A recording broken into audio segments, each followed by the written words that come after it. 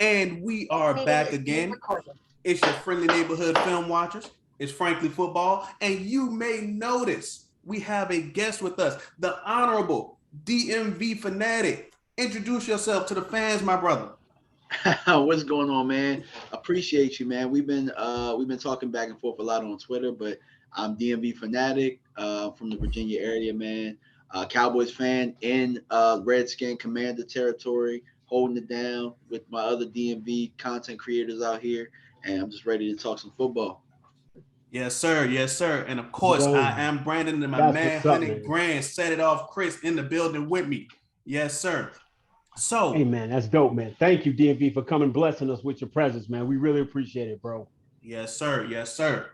So, fellas, y'all may have noticed in camp this week before we step into our first preseason game, there has been a much needed change at a lesser talked about position in Cowboys world. We have retreaded. we called up our old thing. We brought back Brett the Threat Maher at the kicker position. Can you tell me how important is this move, and how necessary was it to get rid of Jonathan Garibay, who struggled against Liram? I'll just say Hallelujah because don't get me Hallelujah. yeah. I'm not gonna mispronounce his name. How necessary was this to bring some sort of competition into that kicker room? I mean, I think it was vital of all things because the kicking game lost us games last year. We were talking before we went on and just saying we can know offhand that we lost 3 football games last year because of the kicking game. We lost the game against Tampa because of the kicking game. We lost the game against the Raiders because of the kicking game. And last but not least, we lost the game against Arizona because of the kicking game.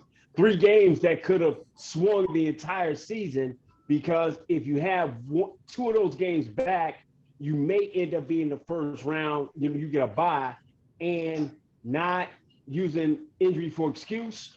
But Tyron Smith was coming off COVID right before that game against the 49ers. Now, with COVID, it affected people differently. I think if he had another week, probably get his legs underneath him, he probably would have had a better game. But we all saw how Tyron struggled mightily in that 49er game. And, that's just one more log to throw into the fire, which to me, that 49er game has turned out to be the biggest loss in Cowboys history over the last couple of years. We've changed everything, and everything we've talked about this offseason is about how we got our ass whipped against the 49ers. So kicking is huge. So, but bringing back a guy who can hit 60-yarders but can't hit a 35-yard field goal, I don't see how that helps. Help me out, DMV. Man, the way that I look at it is I think that this is the front office's way of saying we messed up in the kicking situation. I think that they thought they could treat the kicking position like they treated everything else, where we're going to just let the young guys battle it out, right? Because maybe we'll find another Dan Bailey, because when Dan Bailey was our kicker, that's what they did. And Dan Bailey ended up really earning his stripes in that Buffalo game where Romo threw 5 picks. I don't know if y'all remember that. Yeah. But these young guys suck. You know what I'm saying? These young guys suck, and they're so bad that it's not like they could call Zerline back because he already got another job. Kai Forbath, evidently is something there. I don't know what it is, and we're probably going to talk about it a little later. But they said it's so bad that, damn, maybe we should just call Brett Maher back. And, maybe we can see if we can create a competition. We like Liram, but we don't know if he's ready. I mean, if he's at least a little better than what Brett Maher is, we kind of save face here. But if not, then we have our old kicking situation, which to me isn't good enough. But hey, it's their way of saying we messed it up. I agree. And I like that they are not content with just going with one of the 2 guys that they brought in. They are adamant with rotating guys, finding some sort of fix. So I'm appreciative for that. But if Maher isn't the answer, I would like for them to continue to be active in finding the fix. Don't just throw a Band-Aid on the position because we saw that didn't work in 2021. Agreed. They have to find the answer because we can't lose games on the back of or rather on the leg of the kicker. That's unacceptable because that could be the difference between the 2 or the 3 seed and that bye in the 1 seed, like Chris said. I mean, let's just figure out what the hell Kai Forbath did, get that cleared up, get him pardoned, and get him back to kicking. Because if you look at the numbers, Kai Forbath the last 4 years has missed 2 kicks. Now let's look at that. 2 whole kicks in 4 years. And when he was in Dallas, he was absolutely perfect. So whatever he did, right? I mean, there's been egregious things happening in the Cowboy organization. We got new baby mamas. We got guys looking at people's dresses. Got a whole bunch of different sketchy stuff going on. Up until recently, DMV, you wouldn't notice. Brandon thought Terrence Steele had a whole vault of old pictures of Jerry Jones doing something, and that's why he kept playing. But we come to realize that he's worth his medal. I think the only thing that keeps Joe Philbin his job is how well Terrence Steele is playing and working. And even though he's losing some reps, not every rep, but some reps against the best run-stopping defensive end in all of football and the ultimate weapon in Micah Parsons, man, the guy's shown who he is, what he is. But we don't know what it is why Kai Forbath can't get his access key reactivated. Because every time he goes through the door, it's locking him out. I don't know what it is. Yeah, and I think that it has a lot to do with they like their certain type of guys. Brett Maher was always one of their kind of guys. And I think from what I've been hearing about Kai Forbath, is that he was doing a little bit too much swagging, if that makes sense. For me, if he ain't missed a kick, you go around and talk all the trash you want to talk, or you can go ahead and stretch your stuff all you want. I don't care. I'm about winning games. Doesn't that sound like a contradiction though? When you have, Kelvin Joseph doing what he want to do, Zeke doing what he want to do, things like that. Well, Kelvin Joseph, they still don't trust him yet. So, at the end of the day, he's kind of on thin ice. Zeke is still their guy, but Zeke proved it. You know what I'm saying? Of course. They want to be able to take credit for everything that even the players even get. Wow. You know what I'm saying? They want to be able to take credit for everything. You know what I'm saying? If you're good, nobody's bigger than a star. That's what I'll say. Yeah, and you're 100% right. Even when Zeke was too big for the star, they proved that they didn't think he was too big for the star by letting him go to Cabo.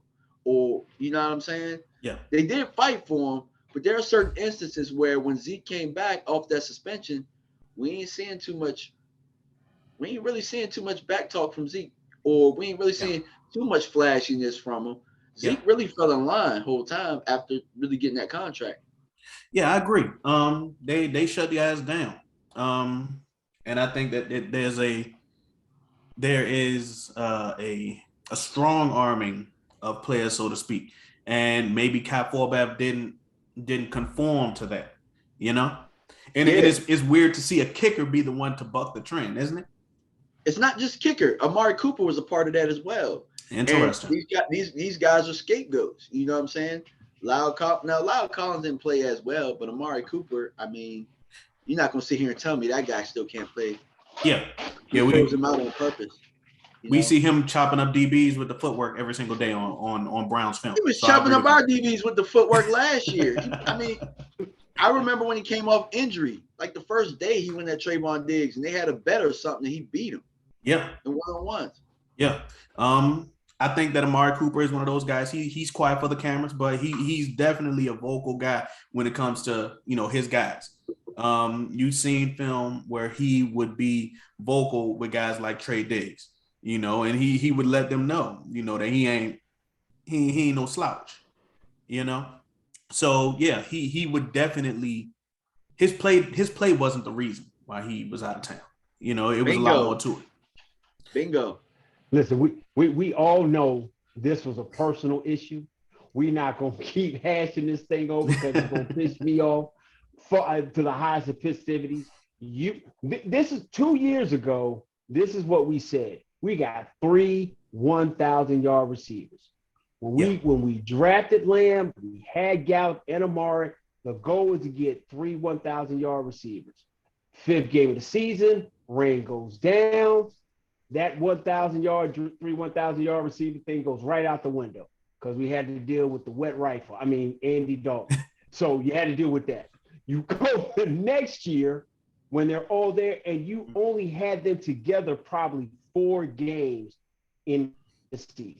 All 3 guys on the field together being that awesome trio, which for me, everybody's touting Cincinnati's trio as being the best and things of that nature. And, even when we had our 3 guys, they weren't doing that. But Amari Cooper, to the point, he was quiet. He's a mercurial type of guy. He's a thinker, all those different things. And he was not the guy they wanted to build it. But you really don't know what they wanted to build it. Because when you have the rah-rah guy in there, I told you they want their own guys, and you're proving my point. Because who's the one that got the extension and who got the boot? Hurt Gallup. Because when you talk about those 3 being together, they haven't been together because Gallup can't stay on the field. Can't stay healthy. He's been hurt one. Right. But the thing about it was, and they offered him a deal. But now we're gonna go off the rails here. But let's always remember this. Here at Frankly Football DMV, we have a couple different sayings that we hold to. Coaching matters, right? And Stephen Jones likes his players 3 different kinds of ways. Go ahead. Young, talented, and cheap. And he gets his best money when you come up hurt. When you hurt, he gonna give you the bag. Now, if you're healthy, you're doing your thing, you're not gonna get your money. And they try to play this game of, oh, hey, we're gonna play poker at the table, but they terrible at poker because they always lose. Absolutely. You lost to Randy Gregory, dog. You lost a poker game to Randy Gregory. Absolutely. At the end of the day with Randy, I think the thing we always played on, and me and Brandon always talked about, Randy was 5 sacks falling out the bed.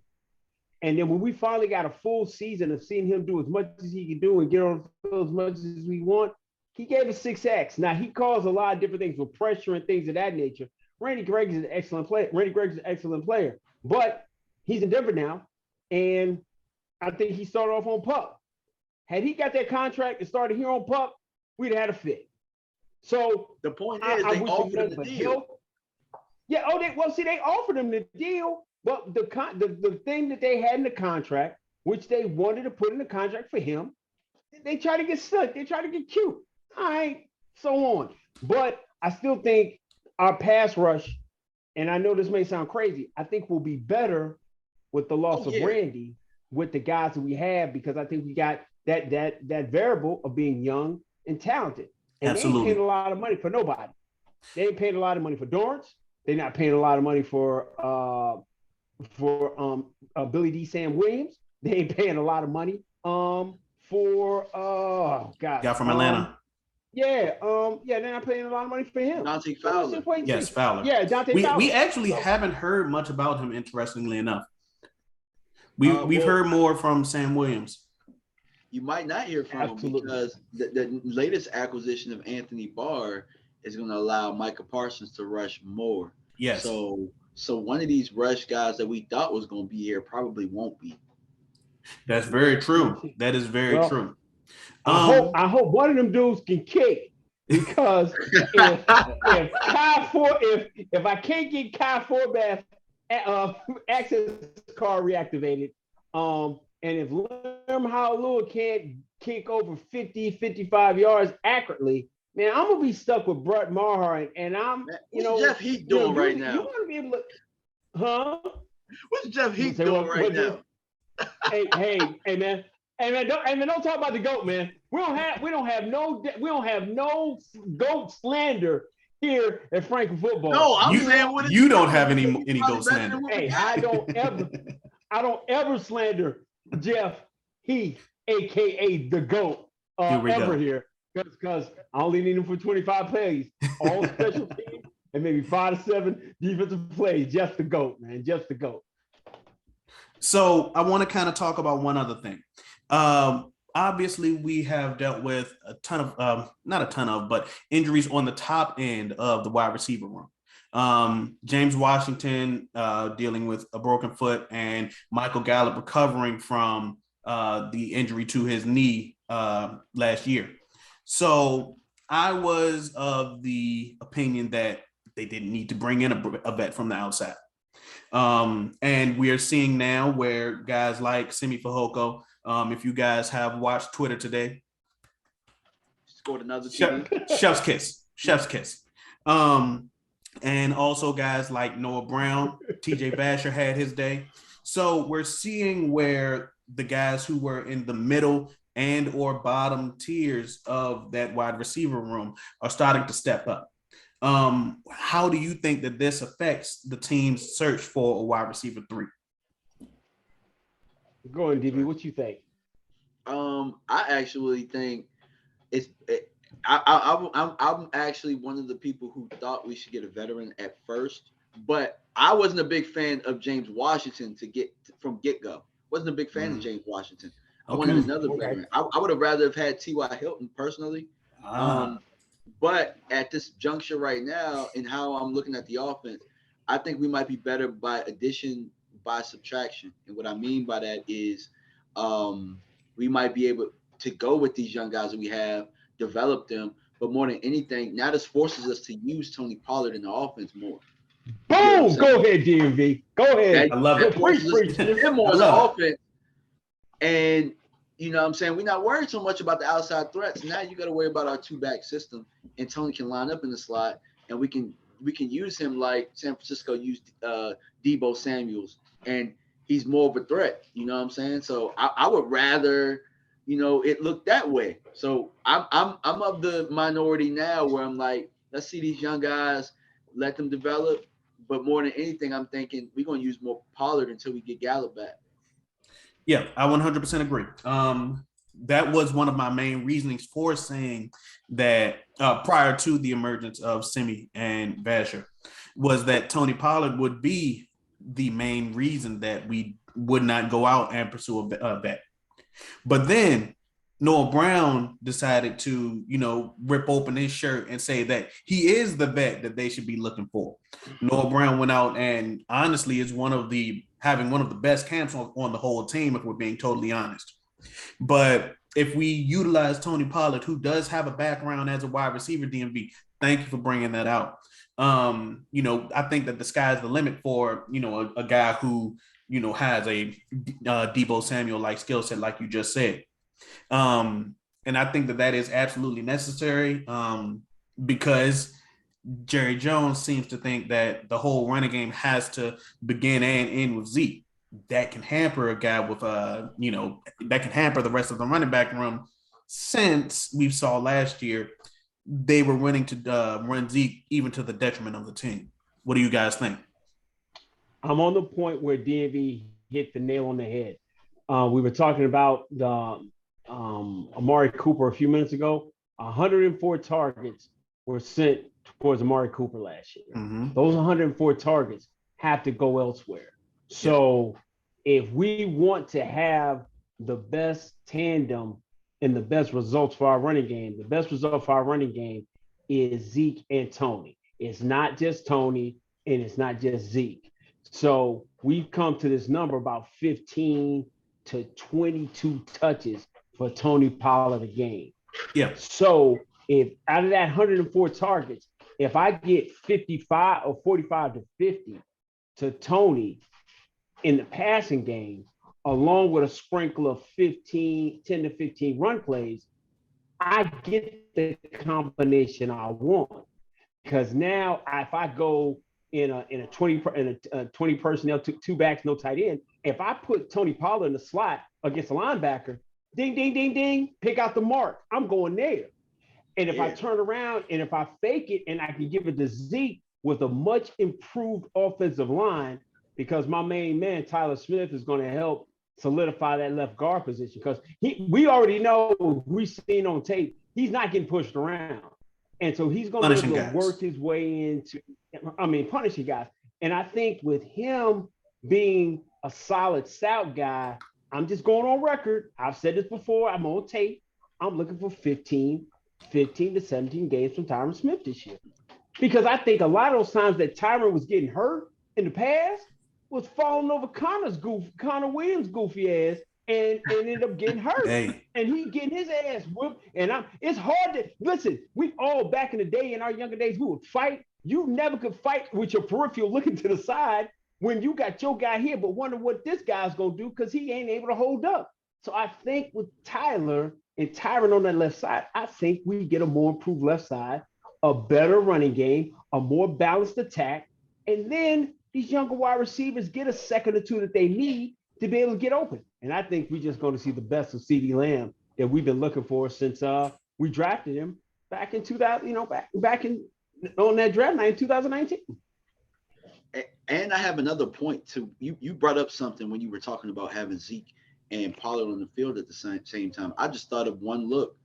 I know the Tampa Bay game, and Dak's actually one of the better RPO quarterbacks. Just imagine having the option of having Zeke having Pollard in the slot, running the bubble with CD up the seam and Zeke in the run game. You got to pick your poison. If you're gonna give me Pollard in the flats, I'm gonna dump that. He's gonna beat whoever that linebacker is. Yeah, they're gonna beat him like a drum. Absolutely. That might open up your run game right there. And then you got your top 5 tight end who's getting franchise tag again in Dalton Schultz. So I think we're over. I know we got all this built up anger and frustration of 25, 26 years of not getting to the NFC Championship. And we got all this on Kellen that he's got to play he's got to do certain things, which he does. He's still got a bullseye on him, but I still think he has enough weaponry to cause trouble for a lot of teams this year with the addition of having Tony getting more touches because we've been clamoring for that for the last 2 years. I agree.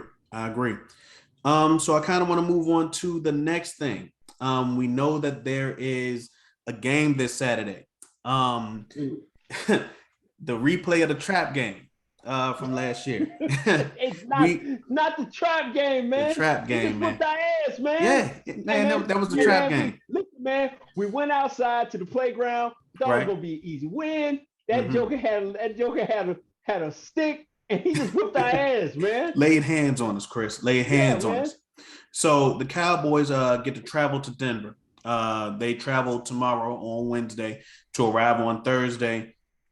Are there any particular players that y'all would like to see or have high expectations from in this first preseason game? Yeah. Lead the way, DMV. Who you got? I want to see Sam Williams play. I want to see him. Yeah, I feel like I haven't seen very much of him at all in camp. Haven't heard much from him at all. I want to see him play. I want to see the young receivers. I want to see if Sammy can do this in the game. Yes. I want to see if like when the lights are bright. I want to see if Noah Brown can do it in the game. Because at the end of the day, we've seen about how many years of Noah Brown. And I mean, quite frankly, we probably would have said coming into this year, man, cut Noah Brown. Why we keep absolutely. I talked about that. Right. Yeah. Oh yeah, you did. Had that man with a glad bag sitting somewhere. I want to see Tristan Hill. Honestly, if we see a lot of Tristan Hill, man, that tells you what they think of him. Honestly. I think that he's a bubble player. So I want to see that interior on the defensive line and see them duke it out because we're pretty deep on that defensive line. Yes. Tyler Smith, obviously I want to see him out there. I want to see him, Jalen Tolbert. I want to see all of our rookies, all the rookies. And last but not least, I want to see Marquise Bell because they've been talking about him. They've been talking about him. They ain't been showing no clips and no highlights, but I want to see Marquise Bell. Okay. All right.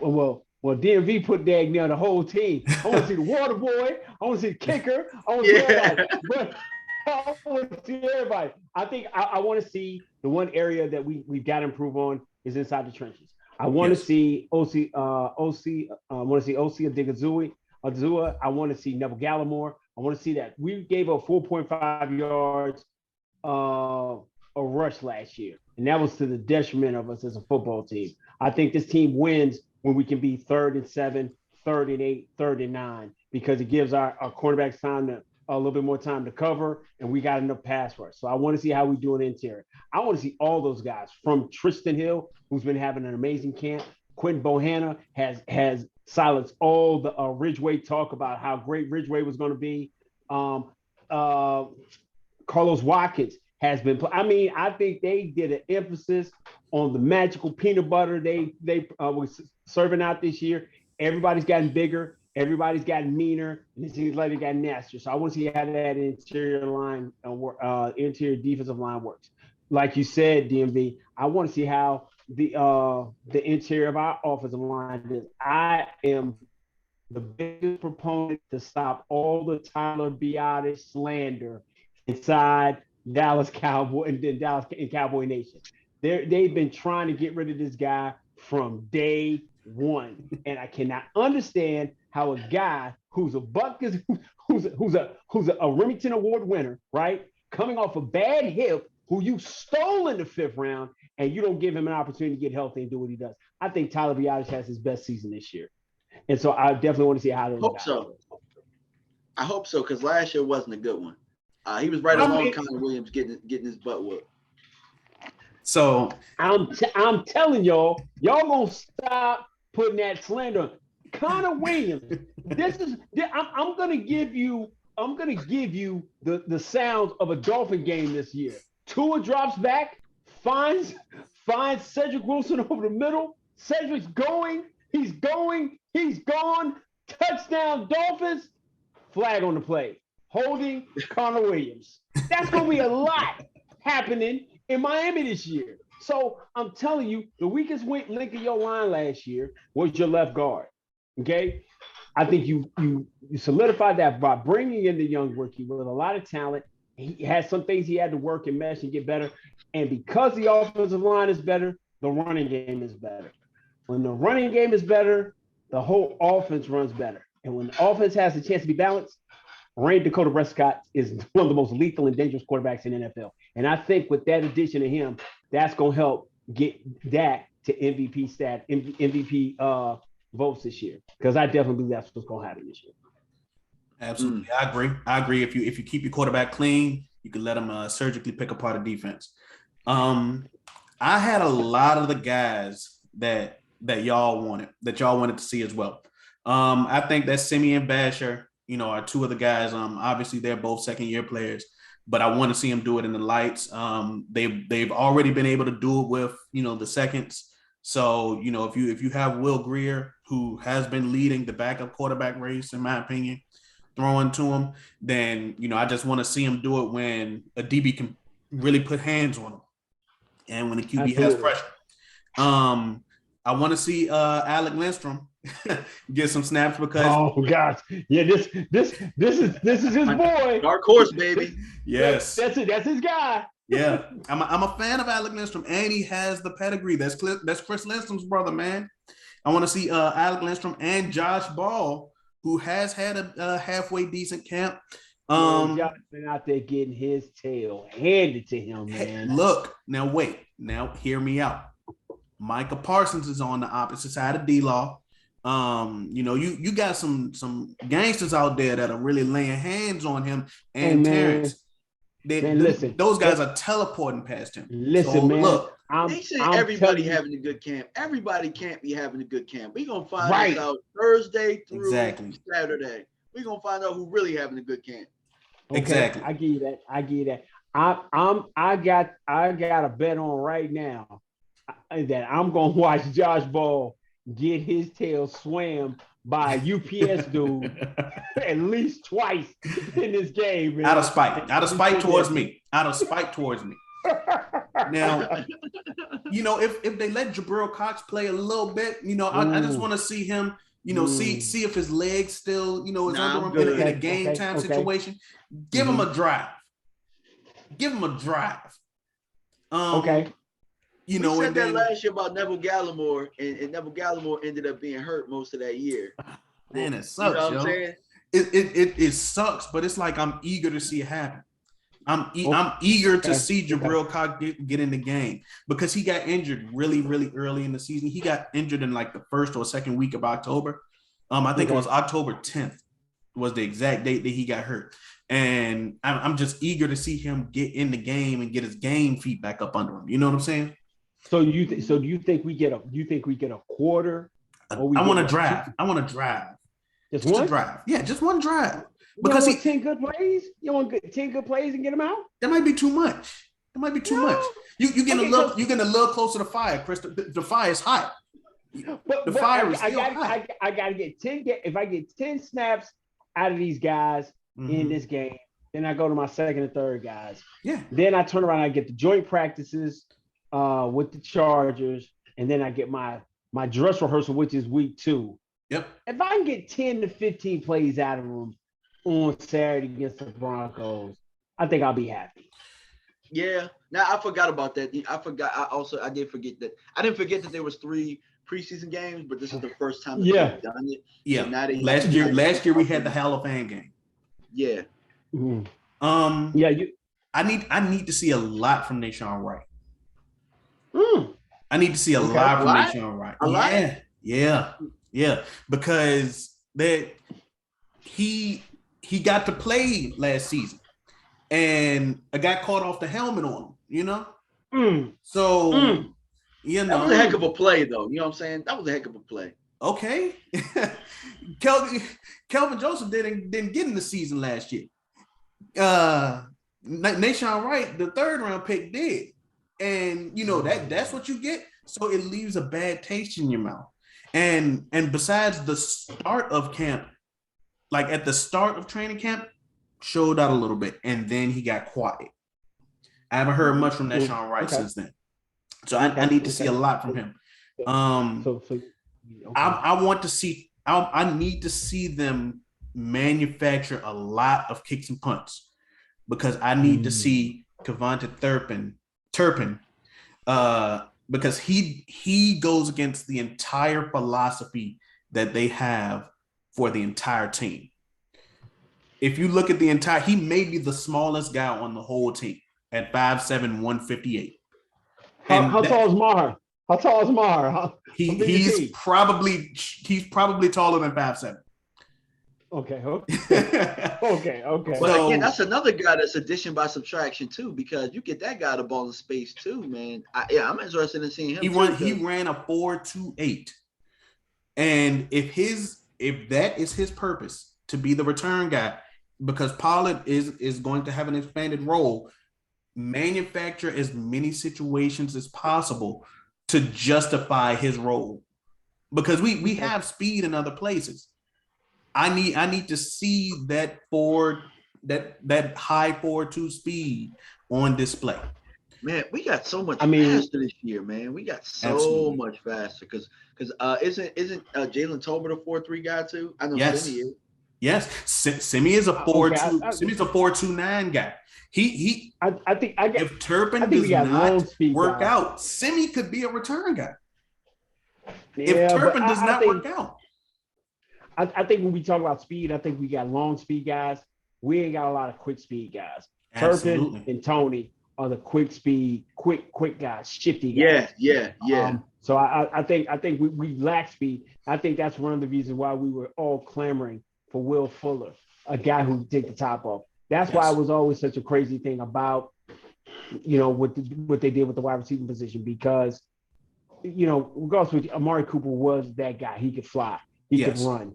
So, you guys have made a bevy of guys that we want to see. So, it's good that we're going to get back to football, man. It's going to be good that we're going to see our team out there running around on the field, praying for no injuries, but just praying for it to be a productive Saturday against a team, man, that a lot of people think has a shot of being a contender in the AFC. So you get a couple of plays, get your starters out there, see how they look, and then be able to get them off the field, get everybody out healthy. I think that's a huge benefit for Saturday night.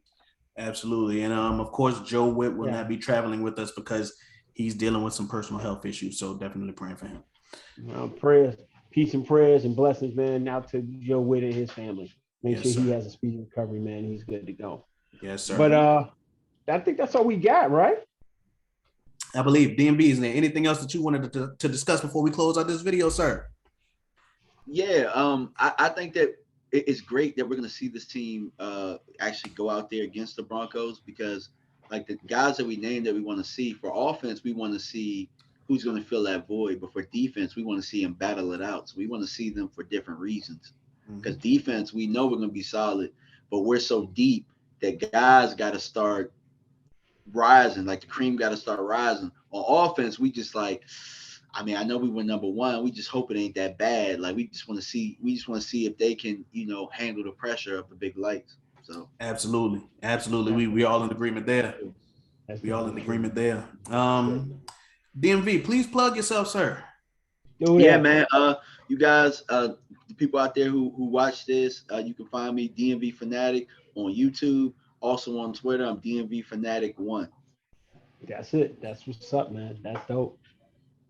Yes, sir. So if y'all made it this far, we deserve a like.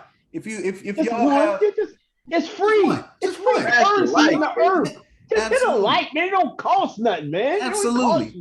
Absolutely. And whether you agree or disagree, join us in the comment section. We're very active there. If you think that Chris is crazy with his Brett the Threat Maher opinions, let us know there. If you think that I'm out of my mind with how I think that Kai Forbath may have slept with the coach's wife, let me know.